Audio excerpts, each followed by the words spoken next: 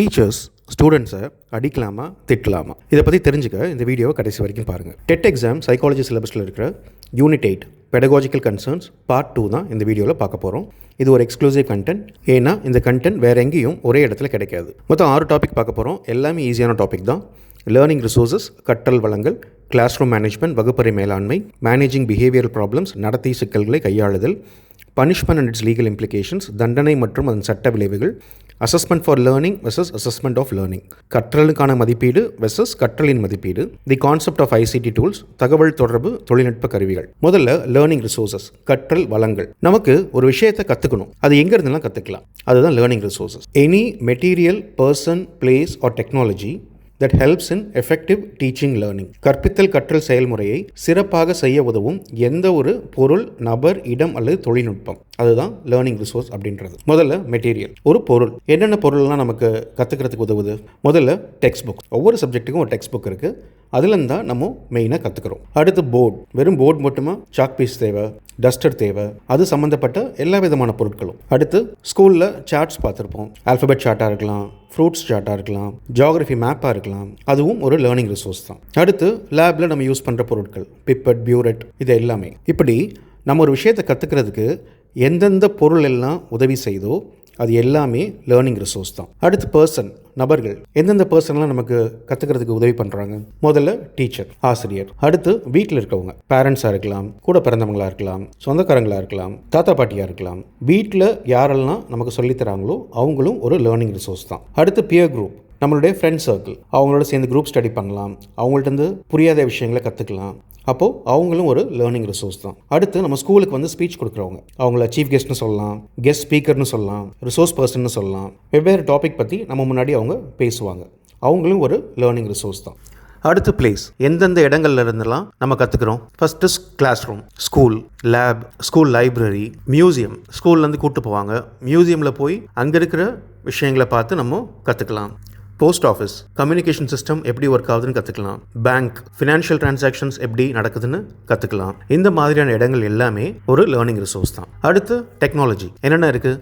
Computer இருக்குது, internet இருக்குது, YouTube இருக்குது, நிறைய ஆப்ஸ் இருக்குது. தீக்ஷான ஒரு ஆப் வந்து NCERT கொடுத்துருக்காங்க, அது மூலமாக நம்ம எல்லா பாடங்களையும் கற்றுக்க முடியும். இது மாதிரி பல்வேறு வகையான ஆப்ஸ் இருக்குது. இப்படி டெக்னாலஜி மூலமாக நம்ம கற்றுக்கிற எல்லா விஷயமுமே ஒரு லேர்னிங் ரிசோர்ஸ் தான். அப்போது லேர்னிங் ரிசோர்ஸ்ன்றது ஒரு மெட்டீரியலாக இருக்கலாம், பொருள், பர்சனாக இருக்கலாம், நபர், பிளேஸாக இருக்கலாம், இடம், அல்லது டெக்னாலஜியாக இருக்கலாம், தொழில்நுட்பம். அடுத்து டைப்ஸ் ஆஃப் லேர்னிங் ரிசோர்ஸ், என்னென்ன வகைகள் இருக்குது? மொத்தம் 5 இருக்குது. ஃபர்ஸ்ட் செல்ஃப், நம்ம தான், தனிநபர் வளம். அடுத்து ஹோம், வீடு, ஸ்கூல், பள்ளி, கம்யூனிட்டி, நம்மளுடைய சமூகம். டெக்னாலஜி, தொழில்நுட்பம். செல்ஃப்ன்றது என்னது? Learners own abilities, interest, previous experiences, habits. கற்பவரின் சொந்த திறன்கள், விருப்பங்கள், அனுபவங்கள், பழக்கங்கள். நம்மளா ஒரு விஷயத்தை ஆர்வமாக கற்றுக்கிறது, நம்மளே டைம் டேபிள் போட்டு படிக்கிறது, நம்மளுடைய அனுபவங்கள் மூலமாக பல விஷயங்களை புரிஞ்சுக்கிறது, நம்முடைய பழக்க வழக்கங்கள், விடியகாலில் எழுந்திரிச்சு ரெகுலராக படிக்கிறது. இந்த மாதிரி மற்றவங்க யாரும் சொல்லாமலே நம்மளாக பண்ணுறோம்ல, அதுதான் இந்த செல்ஃப் கீழே வரும். இதில் மெயின் செல்ஃப் மோட்டிவேஷன், அதுதான் கற்றலுக்கான அடித்தளம், ஃபவுண்டேஷன் ஃபார் ஆல் லேர்னிங். அடுத்து ஹோம், வீட்டு வளம்.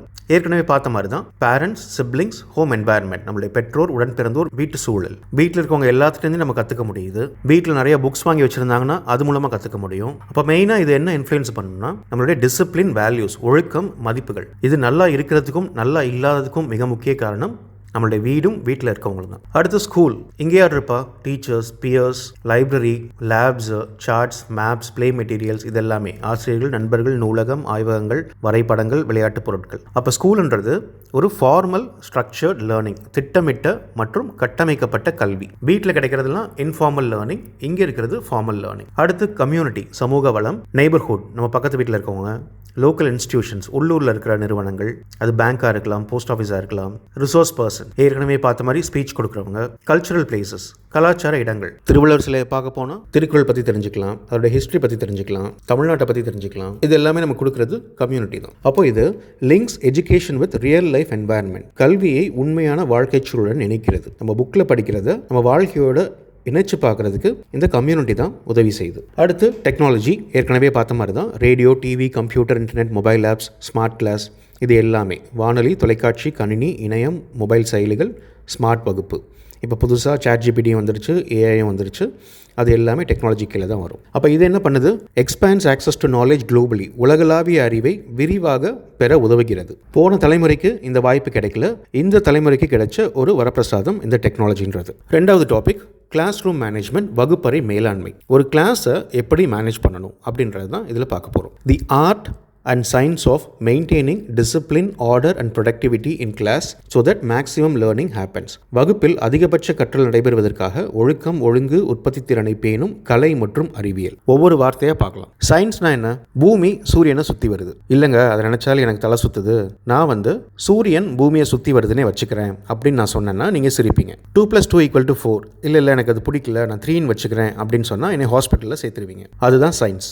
இங்கே எல்லாமே ஃபிக்ஸ்ட், எதையும் மாற்ற முடியாது. சயின்ஸ் என்ன சொல்லுதோ அதை நம்ம ஃபாலோ பண்ண வேண்டியதான், எந்த கேள்வியும் கேட்க முடியாது. அடுத்து ஆர்ட். இது என்னது? பெயிண்டிங். இதுவும் பெயிண்டிங் தான். அது எப்படி? மொதல் படத்தில் மோனாலிசா இருக்காங்க, சுற்றி பார்டர் போட்டிருக்கு, பின்னாடி புல்லெல்லாம் வரைஞ்சிருக்காங்க. இதில் குழந்தை கையில் கலரை பூசி அச்சு வச்ச மாதிரி இருக்குது அப்படின்னா அதுதான் ஆர்ட். ஆர்ட் இதை அக்செப்ட் பண்ணிக்கும். நமக்கு எது தோணுதோ, நமக்கு எது வருதோ அதை பண்ணலாம். இங்கே எல்லாமே flexible. Rajinikanth hero, power star, அவரும் ஹீரோ தான். எப்படி? அதுதான் ஆர்ட். கேள்வி கேட்க முடியாது. கிளாஸ் ரூமை மேனேஜ் பண்ணுறதுல சயின்ஸ் பார்ட் எது?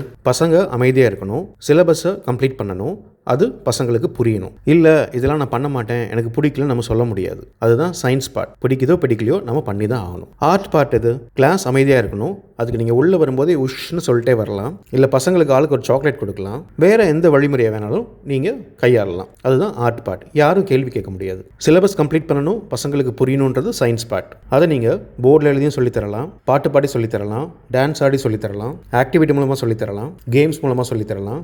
இது எல்லாமே ஆர்ட் பார்ட். யாரும் உங்களை கேள்வி கேட்க முடியாது. அப்போ கிளாஸ் ரூம் மேனேஜ்மெண்ட்றது the art and science of maintaining discipline, ஒழுக்கம், ஆர்டர், ஒழுங்கு அண்ட் ப்ரொடக்டிவிட்டி. ஒரு பீரியடுக்கு 40 நிமிஷம் தான். அதை எந்த அளவுக்கு எஃபிஷியண்டாக யூஸ் பண்ணி அதிக அளவு ஸ்டூடெண்ட்ஸ்க்கு கற்றுக் கொடுக்கறது தான் ஒரு டீச்சருடைய கடமை. அதுதான் ப்ரொடக்டிவிட்டின்னு சொல்கிறோம், உற்பத்தி திறன். அப்போது கிளாஸ் ரூம் மேனேஜ்மெண்ட் டெஃபினேஷன் என்ன? The art and science of maintaining discipline, order and productivity in class so that maximum learning happens. அதிகபட்சமாக கற்றல் நடக்கணும். இது பண்ணுறதுனால என்ன கிடைக்கும்? சேவ்ஸ் டைம், நேரம் மிச்சமாகும், reduces behavior problems, நடத்தை சிக்கல்களை குறைக்கும், create safe respectful environment, மாணவர்களுக்கு ஒரு பாதுகாப்பான மரியாதையான சூழலை உருவாக்கும், helps effective use of resources, இருக்கிற வளங்களை நல்லபடியாக யூஸ் பண்ணுறதுக்கு ஹெல்ப் பண்ணும். இதில் ஆசிரியரோட பங்கு என்ன? Establish class room rules. வகுப்பறையில் என்னென்ன விதிகள் இருக்குன்றதை தெளிவாக புரிய வச்சிடணும். மோட்டிவேட் ஸ்டூடெண்ட்ஸ், மாணவர்களுக்கு ஊக்கம் கொடுக்கணும். ப்ரொவைட் ஈக்குவல் ஆப்பர்ச்சுனிட்டிஸ், எல்லாருக்கும் சமமாக வாய்ப்பு வழங்கணும். Manage time, activities, seating arrangement, இது எல்லாமே பண்ணணும். Handle misbehaviour calmly. பசங்கன்னா மிஸ்பிஹேவ் பண்ண தான் செய்வாங்க, அதை புரிஞ்சுக்கிட்டு அவங்கள எவ்வளோ அமைதியாக நம்ம கையாளுறோன்றது முக்கியம். 3 விதமாக டீச்சர்ஸ் பசங்களை கையாளலாம். இதுக்கு பேர் லீடர்ஷிப் ஸ்டைல்ஸ், தலைமைத்துவ பாணிகள். 1 அத்தாரிட்டேரியன், அதிகார பாணி. டீச்சர் ரொம்பவே ஸ்ட்ரிக்ட், எல்லா முடிவுகளும் அவங்க தான் எடுப்பாங்க, மற்ற எல்லாரும் அவங்க சொல்கிறத கேட்டு தான் ஆகணும். இதோட அட்வான்டேஜ் என்ன? குவிக் கண்ட்ரோல், எல்லாத்தையும் கண்ட்ரோலில் வச்சுருக்கலாம், அவங்க சொல்கிறத கேட்கலன்னா நடக்கிறதே வேறு. டிஸ்அட்வான்டேஜ் என்ன?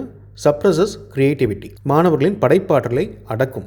சொந்தமாக யோசிக்க முடியாது, புதுசாக ஒரு முயற்சி பண்ண முடியாது, தப்பு பண்ண ஸ்கோப்பே இருக்காது, வாத்தியார் சொல்கிறத கேட்டு நடந்துக்கணும், அவ்வளோதான். அடுத்து டெமோக்ராட்டிக் ஸ்டைல், ஜனநாயக பாணி. இதில் teacher and student share decisions, எந்த முடிவை எடுத்தாலும் 2 பேரும் சேர்ந்து தான் எடுப்பாங்க. அப்போ இது எதை ஊக்குவிக்கும்? ரெஸ்பான்சிபிலிட்டி, பொறுப்பு. யாருடைய பொறுப்பு? 2 பேத்துக்குமே இருக்குது, ஆசிரியருக்கும் இருக்குது, மாணவர்களுக்கும் இருக்குது. கோஆப்ரேஷன், ஒத்துழைப்போட எந்த விஷயத்தையும் பண்ணலாம். Best style for cooperative learning, கூட்டு கற்றலுக்கான சிறந்த பாணி இதுதான். இந்த ஸ்டைலில் மாணவர்களும் இன்வால்வ் ஆகி முடிவுகளை எடுக்கும்போது அதற்கான பொறுப்பையும் அவங்களே ஏற்றுக்குவாங்க. அடுத்த ஸ்டைல் லிசி ஃபேர் அப்படின்னு சொல்லிட்டுன்னு, இது ஒரு ஃப்ரெஞ்ச் வார்த்தை. இதோட அர்த்தம் எல்லாத்தையும் சுதந்திரமாக பண்ணுறதுக்கு அனுமதி கொடுக்கறது. எல்லாத்தையும்னா எல்லாத்தையும் என்ன வேணால் பண்ணிக்கலாம். டீச்சர் கிவ்ஸ் டோட்டல் ஃப்ரீடம், நீ என்ன வேணால் பண்ணிக்கோ, எனக்கு எந்த பிரச்சனையும் இல்லை. May suit gifted students but often leads to indiscipline. இது செல்ஃப் டிசிப்ளினாக இருக்க பசங்களுக்கு, கிஃப்டட் ஸ்டூடெண்ட்ஸ், இவங்களுக்கெல்லாம் இந்த ஸ்டைல் சூட் ஆகும். ஆனால் நம்மள மாதிரி இருக்க பெரும்பாலான மக்கள் இந்த ஃப்ரீடத்தை மிஸ்யூஸ் தான் பண்ணுவோம். அப்போது அது இன்டிசிப்ளினுக்கு வழிவகுக்கும், ஒழுங்கின்மை. அப்போ இந்த 3ல் எந்த ஸ்டைல் டீச்சர்ஸ் ஃபாலோ பண்ணணும் அப்படின்னா டெமோக்ராட்டிக் ஸ்டைல், ஜனநாயக பாணி தான் சரியான லீடர்ஷிப் ஸ்டைல். சரி, ஜனநாயக முறையில் போகிறோம், ஆனால் பசங்களோட சேட்டை தாங்க முடியலையே, அதை எப்படி சமாளிக்கிறது அப்படின்னா அதுதான் 3வது டாபிக், மேனேஜிங் பிஹேவியர் ப்ராப்ளம்ஸ், நடத்தை சிக்கல்களை கையாளுதல். என்னென்ன சிக்கல்கள் இருக்குது? 1 இன்டிசிப்ளின், பசங்களோட சண்டை போட்டுக்கிறது, ஸ்கூலுக்கு லேட்டாக வருது, ஹோம்ஒர்க் பண்ணாமல் வருது, சொன்ன பேச்சு கேட்காம இருக்கிறது, இதெல்லாம் இன்டிசிப்ளின், ஒழுங்கின்மை. அடுத்து அக்ரெஷன், ஆவேசம், எது எடுத்தாலும் கோவத்தை கட்டுப்படுத்த முடியல. அந்த மாதிரி மாணவர்களும் இருப்பாங்க. அடுத்து புல்லிங், சீனியர்ஸ் ஜூனியர்ஸை ரேக் பண்ணுறது, அவங்கள அழ வைக்கிறது, கிண்டல் பண்ணுறது, இந்த மாதிரியான விஷயங்கள். அடுத்து இன்அட்டென்டிவ்னஸ், கவனக்குறைவு, பாடம் நடத்தும் போது வேற எங்கேயாவது பார்க்கறது, பேசிட்டு இருக்கிறது, கிளாஸே கவனிக்காமல் இருக்கிறது, இதெல்லாமே. அடுத்து ஆப்சன்டீசம், வருகையின்மை, ரெகுலராக ஸ்கூலுக்கு வராமல் இருக்கிறது, அடிக்கடி கட்டடிக்கிறது, இதெல்லாம். கடைசியாக லேக் ஆஃப் இன்ட்ரெஸ்ட், ஆர்வமின்மை, என்ன சொல்லிக் கொடுத்தாலும் ஒரு இன்ட்ரெஸ்டே காமிக்காமல் இருக்கிறது, கிளாஸில் படுத்து தூங்குறது, இதெல்லாம் தான் பொதுவான பிஹேவியர் பிரச்சனைகள். இதை எப்படி சரி பண்ணுறது? முதல் வழி கைடன்ஸ், வழிகாட்டுதல். இது ஜென்ரல் ப்ரிவென்டிவ் குரூப் பேஸ்ட். ஜென்ரல்னா எல்லாருக்கும் பொதுவானது, ப்ரிவென்டிவ்னா இந்த பிரச்சனைகள் நடக்கிறதுக்கு முன்னாடியே தடுக்கிறது. குரூப் பேஸ்ட்ன்றது குழு அடிப்படையானது. எப்படி கோவத்தை கட்டுப்படுத்துறது எப்படி அப்படின்னு ஒரு செஷன் எடுக்கலாம் எல்லா ஸ்டூடெண்ட்ஸ்க்கும். அட்டென்ஷனை இம்ப்ரூவ் பண்ணிக்கிறது எப்படின்னு ஒரு ஸ்பீக்கரை கூட்டு வந்து ஒரு செமினார் கண்டக்ட் பண்ணலாம். புல்லிங் எவ்வளோ தப்பானது அப்படின்னு ஒரு வீடியோ போட்டு காமிக்கலாம் எல்லாருக்கும் பொதுவாக. இதுதான் கைடன்ஸ்ன்றது. அப்போ எதுக்கு ஹெல்ப் பண்ணுது? Help student choose careers, adjust socially, avoid problems. Adjust socially, avoid problems தான் இப்போ பார்த்தோம். சூஸ் கேரியர்ன்றது குறிப்பாக ஹையர் செகண்டரியில் வரும். நான் எந்த தொழிலை சூஸ் பண்ணணும், அதுக்கு தேவையான கைடன்ஸையும் டீச்சர்ஸ் தான் கொடுக்கணும். So example carrier guidance sessions, தொழில் வழிகாட்டும் அமர்வுகள், இது எல்லாமே பொதுவாக எல்லா மாணவர்களுக்கும் சேர்த்து தான் கைட் பண்ணுவாங்க. அடுத்து கவுன்சிலிங், ஆலோசனை. இது 1-to-1 இண்டிவிஜுவல் கியூரேட்டிவ். தனியாக கூப்பிட்டு அவங்களுக்கு தேவையான விஷயங்களை பண்ணணும். இது மூலமாக அவங்களுடைய பிரச்சனை சால்வ் ஆகணும். கைடன்ஸ்ன்றது ப்ரிவென்டிவ்னு பார்த்தோம், வரத்துக்கு முன்னாடியே தடுக்கிறது. கவுன்சிலிங்கிறது யூஸ்வலாக ரியாக்டிவாக தான் இருக்கும். ஒரு பிரச்சனை நடக்கும், அதில் ஒரு பையன் இன்வால்வ் ஆகிருப்பான், அந்த பையனை கூப்பிட்டு அவனுக்கு தேவையான கவுன்சிலிங்கை கொடுக்கிறது. Deals with personal, emotional are learning difficulties, தனிப்பட்ட உணர்ச்சி சார்ந்த அல்லது கற்றல் சிரமங்களை கையாளுகிறது. ஸ்லோ லேர்னர்ஸ் இருப்பாங்க. ஸோ அவங்க எல்லாரையும் கூப்பிட்டு நீங்கள்லாம் ரொம்ப மெதுவாக படிக்கிறீங்க, சரியில்லை, நீங்கள் இதெல்லாம் பண்ணணும் அப்படின்னு சொல்ல முடியாது. தனியாக கூப்பிட்டு அவங்களுக்கு என்ன தேவையோ அதை தான் பண்ண முடியும். இல்லை ஒரு பையனுக்கு கோவம் அதிகமாக வருது, அப்போது தனியாக கூப்பிட்டு தான் ஆலோசனை கொடுக்க முடியும். இன்னொரு எக்ஸாம்பிள் பார்க்கணும்னா counselling a child with exam anxiety, தேர்வு பதட்டம் இருக்குது, அப்போ அந்த குழந்தைக்கு ஆலோசனை வழங்கலாம். இது கைடன்ஸாகவும் கொடுக்கலாம். ஆனால் சில குழந்தைங்களுக்கு பயம் அதீத அளவில் இருக்கும், அவங்களுக்கு தனியாக கூப்பிட்டு தான் நம்ம கவுன்சிலிங் கொடுக்க முடியும். இது ரெண்டு தான் பிஹேவியர் ப்ராப்ளம்ஸை மேனேஜ் பண்ணுறதுக்கு இருக்கிற ரெண்டு மெயினான வழிகள். இது இல்லாமல் வேறு வழிகளும் இருக்குது. ஒன்று பாசிட்டிவ் ரீஎன்ஃபோர்ஸ்மெண்ட், நேர்மறை ஊக்கம், நல்ல விஷயங்கள் பண்ணும்போது அவங்கள பாராட்டுறது, பரிசு கொடுக்கறது, சர்டிஃபிகேட் கொடுக்கறது, இதெல்லாம். அடுத்து ரெமடியல் டீச்சிங், ஸ்லோ லேர்னர்ஸ்க்கு ஸ்பெஷல் சப்போர்ட் கொடுக்கறது. அடுத்தது பிஹேவியர் மாடிஃபிகேஷன், ஸ்கின்னர் சொன்னது, reward good behaviour, ignore bad behaviour. தப்பாக சில விஷயங்கள் பண்ணால் அதை கண்டுக்காமல் விட்டுருங்க, ஆனால் நல்ல விஷயங்கள் பண்ணும்போது அதுக்கு பெரிய ரிவார்டாக கொடுக்கறது. அப்போ பசங்களோட மனசு இந்த பெரிய ரிவார்டை நோக்கி தான் நகரும், அந்த பேட் பிஹேவியர் அதுவே குறைஞ்சிரும் அப்படின்றது தான் ஸ்கின்னரோட தியரி. இந்த வழிமுறையை ஃபாலோ பண்ணலாம். அடுத்து punishment and its legal implication, தண்டனை மற்றும் அதன் சட்ட விளைவுகள். ஒரு 20-30 வருஷத்துக்கு முன்னாடிலாம் அப்பா அம்மாவே பசங்களை வாத்தியார்ட்ட கூட்டிட்டு வந்து கண்ணை மட்டும் விட்டுருங்க அப்படின்னு சொல்லிட்டு போவாங்க. அப்படின்னா கண்ணை தவிர வேற எங்கே வேணாலும் அடிச்சுக்கோங்க அப்படின்றது தான் அர்த்தம். அவங்களே வாத்தியார் அடிக்கிறதுக்கு லைசன்ஸ் கொடுத்துருவாங்க. வாத்தியாரும் பசங்களை விட்டே கடையில் பெரம்பு வாங்கிட்டு வர சொல்லி அதில் ஓட்டை போட்டு எண்ணெய் ஊற்றி ஊற வச்சு அடிப்பாங்க. அப்போது தண்டனையில் என்னென்ன வகை இருக்குது? Types of punishment. 1, பெரம்பால் அடிக்கிறது, கையில், முதுகில், பின்பக்கம் அரைகிறது, இப்படி உடல் ரீதியான தண்டனைகள். லேட்டாக வந்தால் அடி, மார்க் குறைஞ்சா அடி, கிளாஸில் பேசினா அடி, ஹோம்ஒர்க் பண்ணலன்னா அடி. அடி மட்டும் இல்லை, வெயிலில் கையை தூக்கிட்டு முட்டி போட வைக்கிறது, கிரவுண்டை 10 தடவை சுற்றி வர சொல்கிறது, இது எல்லாமே உடல் ரீதியான பனிஷ்மெண்ட்ஸ் தான். அடுத்து சைக்கலாஜிக்கல், எல்லாரும் முன்னாடியும் அவமானப்படுத்துறது, இழிவாக பேசுறது, திட்டுறது, கத்துறது, இந்த மாதிரியான தண்டனைகள். அடுத்து அகாடமிக், கல்வி சார்ந்த தண்டனைகள், எக்ஸ்ட்ரா ஹோம்ஒர்க் கொடுக்கறது, இம்போசிஷன், எழுதிட்டு வர சொல்றது, கிளாஸ்ல நான் இனிமேல் பேச மாட்டேன் அப்படின்னு 100 தடவை எழுதிட்டு வர சொல்றது, இந்த மாதிரியான விஷயங்கள். இதெல்லாம் தப்பு இல்லையான்னு கேட்டால் அப்போ இருந்த எஜுகேஷன் சிஸ்டமில் இது எல்லாமே அலௌட். டீச்சர்னா இதெல்லாம் பண்ணணும் அப்படின்றது தான் அப்போ இருந்த நடைமுறை. டிசிப்ளினுக்காக பேரண்ட்ஸும் அதை அக்செப்ட் பண்ணிக்கிட்டாங்க. ஆனால் இப்போது லேசாக திட்டினாலே பேரண்ட்ஸ் சண்டைக்கு வந்துடுறாங்க. எப்படி மாறிச்சது? அதுக்கு காரணம் UNCRC, UN convention on the rights of the child. 1989 இந்த கன்வென்ஷன் கொண்டு வந்தாங்க. சக மனிதனை அடிக்கிறதும் இழிவாக நடத்துறதும் ஹியூமன் ரைட்ஸ் வயலேஷன், மனித உரிமை மீறல். அப்போது குழந்தைங்களுக்கும் இது பொருந்தும் இல்லை. அதனால சைல்டு ரைட்ஸு கீழே இந்த 2 விஷயத்தையும் கொண்டு வந்துட்டாங்க. அவங்கள அடிக்கக்கூடாது, இழிவுபடுத்தக்கூடாது. ப்ரொடெக்ட்ஸ் சில்ட்ரன்ஸ் டிக்னிட்டி, அவர்களின் மரியாதையை பாதுகாக்கிறது. இந்தியாவில் எப்போ இது நடைமுறைக்கு வந்துச்சு? Right to education act, RTE 2009 இந்த சட்டம் வந்துச்சு. இந்த சட்டத்தோட முக்கிய நோக்கமே பழைய டீச்சர் சென்ட்ரிக் எஜுகேஷன் சிஸ்டம்லேருந்து லேர்னர் சென்ட்ரிக் எஜுகேஷன் சிஸ்டமாக மாற்றுறது தான். அதில் என்ன சொல்கிறாங்க?